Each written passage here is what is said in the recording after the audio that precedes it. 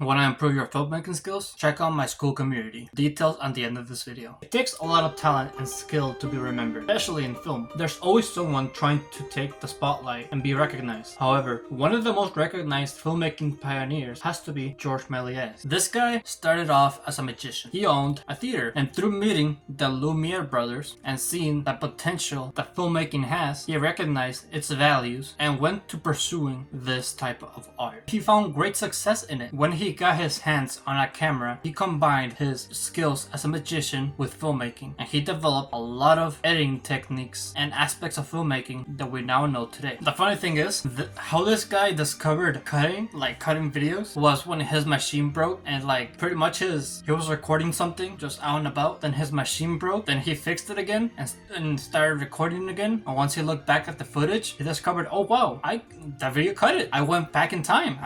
You know what I mean. He also discovered double exposure, where it's like you have two images on the same side, but one's a little bit faded. You can tell on most of his work that he really likes cutting. He really likes having some sort of object, and then by having some sort of action, it disappears or it changes. He also developed split screen, one side footage, the other side a different type of footage. At the time, that was probably really impressive. Like, nobody's seen just something disappeared 1 second later. Now we have technology to actually show things disappeared with no one noticing naturally. Cuts can go unnoticed in the editing process. That's how advanced we are. But back then, we didn't have that. But George Méliès' most famous work has to be The Trip to the Moon. And surprisingly enough, even though the concept is really simple, it still managed to be massively popular. Literally, the story is all about how scientists go to the moon, find moon people, then go back home safe. It's such a simple story, but yet it manages to capture the attention of so many people due to the fact that it is presented in a creative way. I really also like George Méliès' style of filmmaking. He keeps the camera still, rarely moving, and always set on a stage. You can really feel like you're watching a theater performance whenever you watch his films. And even though he did pioneer a lot of editing effects, he used a lot of creative sets. And those sets, I feel like that's what made the film as expensive as it was, and also as creative as it is. Because without that, it wouldn't be as creative as it is. Trying to replicate a story like this back then without effects would have been really hard.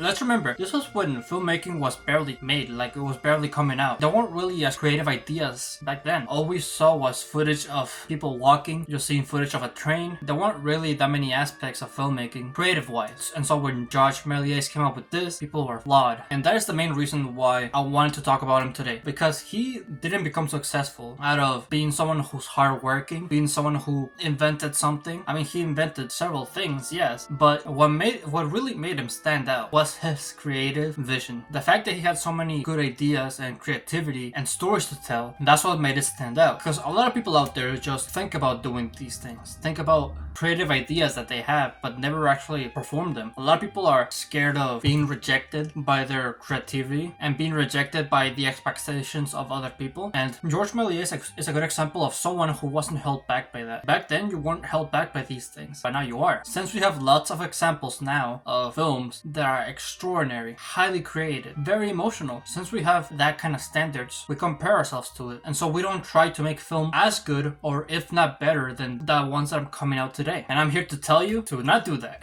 You're much creative than you think. Even if you're just a one guy army, you can still make something creative. And it doesn't matter if some people hate on it or receive it as well. The fact that you did it, the fact that you gave your all and showed your creative vision, that's all that matters. Filmmaking is all about working with others, having fun, being creative, and being held back by other people. Is that a good way to go? So hopefully you take this message to heart, and hopefully if you enjoyed this video, make sure to leave a like. Psych, I'm not doing my outro yet. I forgot to tell you about my school community. If you want a platform where you can share your creative intent, where you want to share your creativity, or maybe even get new ideas, I have a school community where you can talk with others, talk with me, give each other feedback on our films, share back and forth ideas. I also have a bunch of courses. I have a screenwriting course. I have I want to make a ideas course. I want to help even further how to make other people generate more ideas, how to be more creative. So if you want to give me insight on what I can add in a course like that, please let me know. Once again, click the link in the description. It is $25. As I add more courses and as I add more value to it, I will increase the price. So if you want to save your seat and have that $20 price forever, if you want to have that, then make sure to save your seat. Click the link in the description. And with that, thank you for watching this video. If you liked it, make sure to leave a like, subscribe, if you're new or if you like my channel, and always remember to live your life like there's no tomorrow.